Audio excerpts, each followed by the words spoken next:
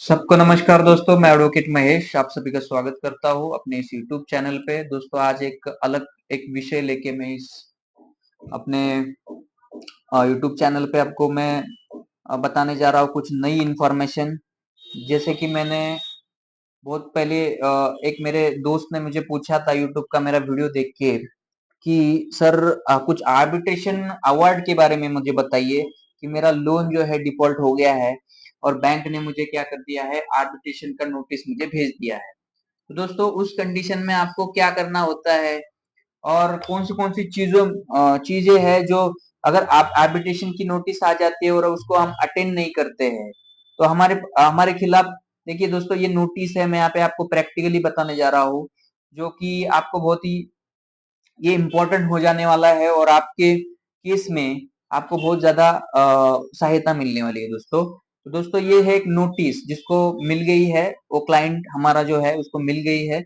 आप क्या करिए, जो है आर्बिट्रेशन का जो भी हमारा डिस्प्यूट सॉल्व करना है तो आपको इस तारीख को आपको 30/12/2023 और 11 EM को आपको पहुंच जाना है और आपका जो भी डिस्प्यूट है वो हम वहां पे हम सॉल्व करेंगे। ऐसा हमारा नोटिस जो है हमारे क्लाइंट को सोल आर्बिट्रेटर के द्वारा मिल गया है। अब इसने श्रीराम फाइनेंस से लोन लिया है और श्रीराम फाइनेंस वाले ने आर्बिट्रेशन का प्रोसीडिंग उसके खिलाफ क्या किया है, चालू कर दिया है दोस्तों। और दोस्तों ये है कि इसने ये नोटिस मिलने के बाद हमारे जो क्लाइंट है उसने कोई भी आर्बिट्रेशन की प्रोसीडिंग में, कोई भी हियरिंग में उसने कोई भी भाग नहीं लिया है। और अब उसके खिलाफ इस तरीके का क्या हो गया है दोस्तों, अवार्ड पास हो गया है। देखो दोस्तों, अब यहाँ पे मैं पूरा प्रैक्टिकल बताने जा रहा हूँ और उसका सोल्यूशन।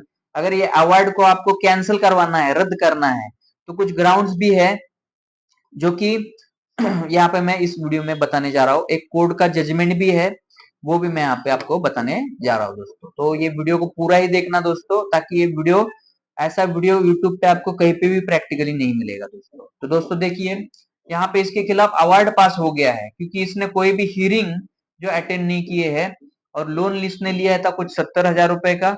और 70,000 का लोन का इन्होंने क्या कर दिया, देखो 90,000 रुपए करके और जो एक्स्ट्रा 7,418 रुपए जो भी है इसका इंटरेस्ट कैलकुलेट करके इतना अमाउंट जो है उसको भरने के लिए उसने क्या कर दिया, आर्बिट्रेटर ने अवार्ड पास कर दिया।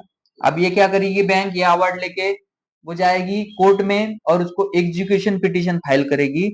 और अगर ये पैसा वो क्लाइंट नहीं देगा तो क्या करेगा, उसका जो प्रॉपर्टी भी है दोस्तों, ये प्रॉपर्टी भी इसका क्या हो जाएगा, वो बेच के उसका पैसा वसूल कर देगा।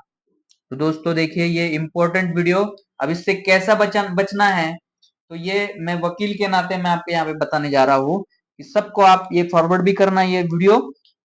और अगर कोई आपको क्वेश्चन आंसर है तो आप इस वीडियो के कमेंट में आप पूछ सकते हो, मैं आपको वहां पे आपको सारी चीजें वहां पे भी गाइड कर दूंगा दोस्तों। अब देखो दोस्तों, ये अवार्ड हो गया है, बट इस अवार्ड के पहले होने के पहले मेरे क्लाइंट को खाली ये नोटिस आया है, नोटिस ऑफ आर्बिट्रेशन प्रोसीडिंग। अब और यहाँ पे लिखा है ऊपर देखो, फाइनल हियरिंग नोटिस है ये। मतलब इन्होंने क्या कर दिया, आर्बिट्रेशन प्रोसीडिंग भी चालू कर दिया और उसका फाइनल हियरिंग नोटिस भी उन्होंने निकाल दिया कि ये फाइनल हियरिंग नोटिस है, ठीक है। और उसके बाद आपको अगर नहीं आएंगे तो आपके खिलाफ एक्स पार्टी अवार्ड जो है हम पास कर देंगे और फिर आपको आगे की प्रोसीजर जो भी है आपको भुगतनी पड़ेगी। अब देखो इसने क्या कर दिया, गया तो नहीं। अब गया कैसे जाएगा ये, मतलब ये तो जो क्लाइंट है हमारा वो रहता है पुणे में और इसका जो आर्बिट्रेशन प्रोसीडिंग है वो लगाया इन्होंने नवी मुंबई में, जो कि यहाँ से 100-150 किलोमीटर लंबा है और वो वहां पे पहुंच ही नहीं सके। इतना लंबा ये बैंक वाले ने क्या कर दिया, इसका नोटिस जो है वो आर्बिट्रेशन प्रोसीडिंग जो है उसने लगा दिया।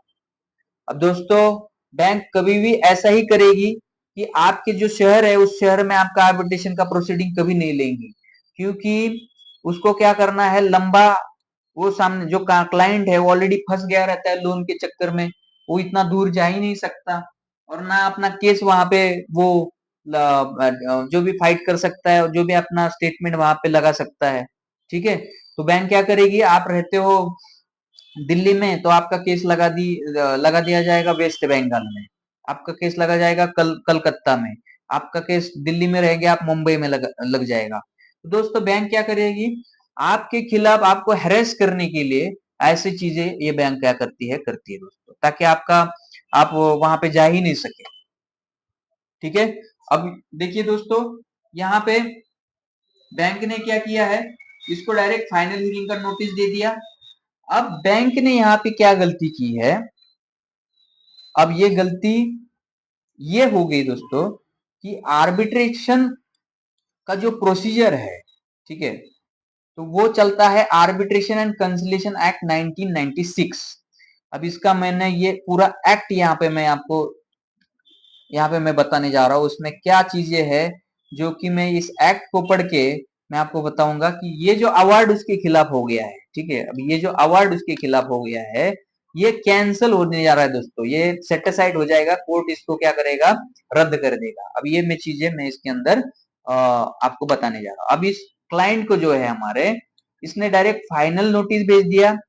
उससे पहले इस एक्ट के अंदर क्लाइंट को बताना चाहिए था कि आपको जो सोल आर्बिट्रेटर हम चुनने जा रहे हैं कि वो आर्बिट्रेटर उन दोनों के सहमति से होना चाहिए। मतलब दोनों के सहमति से मतलब जो भी श्रीराम फाइनेंस है और उसके विरुद्ध जो भी क्लाइंट है, इन दोनों ने मिल बैठ के कोई एक आर्बिट्रेटर को, जो भी सोल आर्बिट्रेटर चुनेंगे, इन दोनों के सहमति से होना चाहिए। अब श्रीराम फाइनेंस ने क्या किया कि इनकी सहमति ली नहीं, और क्या किया, ये जो हियरिंग जो भी ये आर्बिट्रेटर है उनको क्या कर दिया, हायर कर दिया। अब इनकी सहमति ही नहीं है कि आपको आपको इस आर्बिट्रेटर को मुझे चुनना है, तो ये अवार्ड जो भी आप प्रोसीडिंग कर रहे हैं उसके खिलाफ, और जो भी आप अवार्ड ये उसके खिलाफ ला रहे हैं, तो ये क्या हो जाएगा दोस्तों, कैंसिल हो जाएगा। क्यों कैंसिल हो जाएगा दोस्तों, तो दोस्तों इसमें आपको मैं बताने जा रहा हूं, ये जो आर्बिट्रेशन एक्ट है, ठीक है, इसमें बताया गया है सेक्शन 34। अब इस सेक्शन 34 में अब देखो दोस्तों कुछ ग्राउंड्स बताया है, ठीक है, इस सेक्शन 34 में कुछ ग्राउंड्स बताया है, वो ग्राउंड मैं आपको यहाँ पे पढ़ के सुनाने वाला हूँ। अब कौन सा ग्राउंड है जो कि हमारे ये क्लाइंट को क्या करेगा, बचाएगा दोस्तों, इसके खिलाफ ये जो अवार्ड पास किया है, जो कि नहीं भरेगा तो वो क्या हो जाएगा, उसका प्रॉपर्टी भी क्या हो जाएगा, कुर्क हो जाएगा, और प्रॉपर्टी बेचा जाएगा और उसमें से पैसा वसूल किया है। अब इसने क्या किया है, देखो दोस्तों, direct notice for of arbitration proceeding. अब इन्होंने क्या किया है कि बिना पूछे मेरे क्लाइंट को क्या किया, आर्बिट्रेटर चुना और डायरेक्ट प्रोसीडिंग चालू किया। अब section 34 of arbitration and conciliation 1996 act क्या बोलता है, सेक्शन 34, देखो दोस्तों यहाँ पे आप आओगे तो यहाँ पे लिखा है कि देखो कौन से ग्राउंड में आप इस अवार्ड को क्या कर सकते हो, सेट असाइड कर सकते हो, मतलब application for setting aside arbitration award. अब देखिए दोस्तों, यहाँ पे कुछ ग्राउंड है। अब हमारा जो ग्राउंड है, मेरे जो क्लाइंट के हिसाब से मेरा जो ग्राउंड है, और ये सभी के साथ होता है, जो भी जितने भी लोन डिफॉल्टर है, जो लोन नहीं पे कर सकते हैं, उन सब के साथ यही होगा कि बैंक आपको पूछेगा ही नहीं, और उसके बाद जो होगा कि अवार्ड इस तरीके का अवार्ड पास कर देगा, और फिर आपका क्या हो जाएगा, आपका प्रॉपर्टी जो भी है जब्त करना, अगर आप नहीं पैसे भरोगे आपका जब्ती का काम चालू हो जाएगा, अगर आप पैसा नहीं भरोगे। दोस्तों देखिए, यहाँ पे एक सेक्शन में, इस 34 सेक्शन में आपका ये सब सेक्शन है, देखो दोस्तों, सब सेक्शन 3 में ऐसा दिया है, the party making the application. देखिए दोस्तों, the party making the application मतलब कौन सा एप्लीकेशन, ये सेटिंग साइड का जो हमें डिस्ट्रिक्ट कोर्ट में करना है दोस्तों, कि इसको हम रद्द करना चाहते हैं, जिसको ये एप्लीकेशन करना है, was not given proper notice of the appointment of N arbitrator. अब ये क्या बोल रहा है दोस्तों कि ये जो श्रीराम फाइनेंस है, ठीक है, इसने क्या करना है, इनको ये श्रीराम फाइनेंस ने इनको बोलना चाहिए कि हम आपके खिलाफ एक आर्बिट्रेटर चुनना है, और कौन सा आर्बिट्रेटर चुनेंगे, और ताकि हम दोनों मिलके हमारा क्या हो गया, हमारा डिस्प्यूट जो है सॉल्व करें। अभी श्रीराम फाइनेंस ने कोई भी इनको नहीं पूछ के ये क्या किया, इन्होंने आर्बिट्रेटर चुना है। तो ये क्लॉज क्या बता रहा है दोस्तों, the party making the application was not given proper notice of the appointment of N arbitrator. अब कोई भी उन्होंने नोटिस नहीं दिया कि आर्बिट्रेटर हमें चुनना है, कौन सा चुनना है, दोनों की सहमति ही नहीं हुई, तो दोस्तों ये सेक्शन क्या बोल रहा है, फिर आप एप्लीकेशन लगा सकते हैं डिस्ट्रिक्ट कोर्ट में इस सेक्शन के आधार पे कि ये जो अवार्ड आपका पास हो गया है, ठीक है, जो ये अवार्ड आपका पास हो गया है, तो लोग यहाँ पे डर जाते हैं दोस्तों। ये जो अवार्ड पास हो गया है कि आपको ये 90,000 समथिंग भरना है, 7,000 ऊपर से इंटरेस्ट भी भरना है। अगर ये नहीं भरोगे तो फिर दोस्तों आपका प्रॉपर्टी भी यहाँ पे जब्त हो जाने वाला है। आपको क्या करना है, उसको चैलेंज करना है दोस्तों। उसके लिए आपको चैलेंज पिटीशन करना पड़ेगा डिस्ट्रिक्ट कोर्ट में, और सेक्शन 34 के अंदर क्या करना पड़ेगा, आपको कोर्ट को बताना पड़ेगा इन्होंने हमें आर्बिट्रेशन प्रोसीडिंग के लिए जो भी आर्बिट्रेटर चुनते हैं, उस आर्बिट्रेटर को चुनने के लिए हमें पूछा ही नहीं गया है बैंक से, हमें पूछा ही नहीं गया, कोई नोटिस भी नहीं भेजा है हमें। तो ये क्या करिए, ये जो आर्बिट्रेशन अवार्ड क्या है, आप क्या करिए दोस्त, उनको कोर्ट को बोलिए एप्लीकेशन करके, वकील साहब करेंगे, उनको उनके पास आप जा सकते हैं, ये चीजें उनको बता सकते हैं, और वो अवार्ड क्या कर सकते हैं आप, वो रद्द कर सकते हैं, कैंसिल कर सकते हैं दोस्तों, ठीक है। सेक्शन 34 और द सब सेक्शन 3 में आपको ये बताया गया। और भी बहुत सारे ग्राउंड है दोस्तों जो कि यहाँ पे लिखे हैं, बहुत सारे ग्राउंड है, बट ये जो सब सेक्शन 3 है ये सारे लोगों के साथ यही होता है दोस्तों, जितने भी लोन डिफॉल्टर है, ठीक है, उनके साथ यही होता है। तो ये मैं सेक्शन बस यहाँ पे एक्सप्लेन करूंगा। और एक कोर्ट का जजमेंट है दोस्तों, वो भी मैं आपको यहाँ पे बताऊंगा कि जो आर्बिट्रेशन जब भी आप करोगे लोन डिफॉल्टर के साथ, तो वो दोनों की सहमति से होना चाहिए, ठीक है। नेचुरल जस्टिस होना चाहिए, ना कि इन्होंने खुद ही मतलब अपॉइंट किया, खुद ने ही अपना नोटिस भेजने के लिए बोला, अवार्ड पास किया एक्स पार्टी, और अपना काम वहां पे कर लिया।